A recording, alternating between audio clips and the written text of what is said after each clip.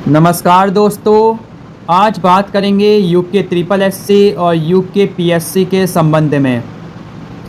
Channel पर नए हैं तो चैनल को ज़रूर सब्सक्राइब करें, वीडियो को लाइक करें और बने रहें चैनल के साथ। देखिए दोस्तों, अब जो यूके पीएससी और यूके ट्रिपल एससी का रिज़ल्ट निकलेगा उसमें आपको दो लिस्ट देखने को मिलेगी। जो पहली लिस्ट होगी उसमें आपको सफल अभ्यर्थियों का नाम देखने को मिलेगा और दूसरी लिस्ट में आपको वेटिंग लिस्ट का इंतज़ार कर रहे अभ्यर्थियों का नाम देखने को मिलेगा। यानी 25% अब वेटिंग लिस्ट निकाली जाएगी, 25% वेटिंग लिस्ट के अभ्यर्थियों का नाम आपको दूसरी लिस्ट में देखने को मिलेगा। देखिए दोस्तों, पहले क्या होता था, पहले जब वेटिंग लिस्ट का अभ्यर्थी इंतज़ार करते थे तो उनको 1 साल से ज़्यादा का समय लग जाता था, लेकिन अब ऐसा नहीं होगा। जैसे ही UK triple SC, UK PSC अपना रिजल्ट निकालेगा, उसी के साथ साथ आपको वेटिंग लिस्ट का रिजल्ट भी देखने को मिलेगा। यानी आपको अब 2 रिजल्ट देखने को मिलेंगे, एक सफल अभ्यर्थियों का और दूसरा वेटिंग लिस्ट का, और दोनों साथ साथ देखने को मिलेंगे।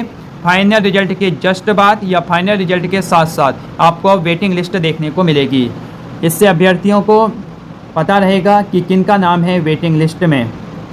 देखिए दोस्तों, पहले ऐसा होता था कि बहुत सारे विभागों में तो वेटिंग लिस्ट निकालने का प्रावधान था, लेकिन पुलिस विभाग में ऐसा कोई प्रावधान नहीं था।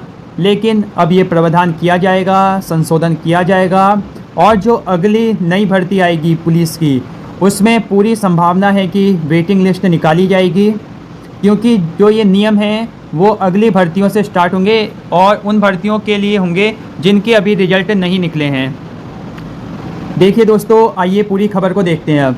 अब कुल पदों के सापेक्ष 25% अतिरिक्त सफल अभ्यर्थियों की मेरिट जारी कर भर्ती प्रक्रिया पूरी की जाएगी। यानी 25% अतिरिक्त सफल अभ्यर्थियों की वेटिंग लिस्ट निकाली जाएगी। अब तक कुछ विभागों की सेवा नियमावली में वेटिंग लिस्ट का प्रावधान था, जबकि पुलिस जैसे कई अहम विभागों में वेटिंग लिस्ट जारी नहीं होती थी। इधर युवा एक साथ कई भर्तियों के लिए आवेदन करते हैं और एक साथ कई भर्तियों में सफल भी हो जाते हैं। इसके बाद में वो सबसे बेहतर विकल्प का चयन करते हैं। इस तरह अन्य भर्तियों में उनका वाला पद रिक्त रह जाता है, क्योंकि वो एक से ज़्यादा जगहों में सिलेक्शन ले जाते हैं और किसी अच्छी पोस्ट पर वो अंतिम चयन अपना लेते हैं।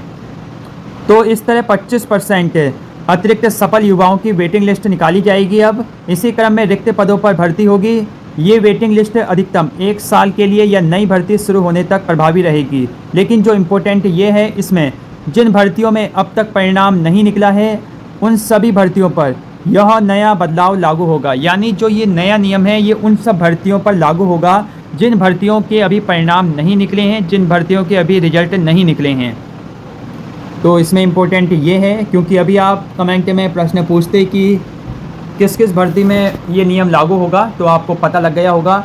जिन भर्तियों के अभी तक रिजल्ट नहीं निकले हैं उनमें ये परिणाम लागू होगा।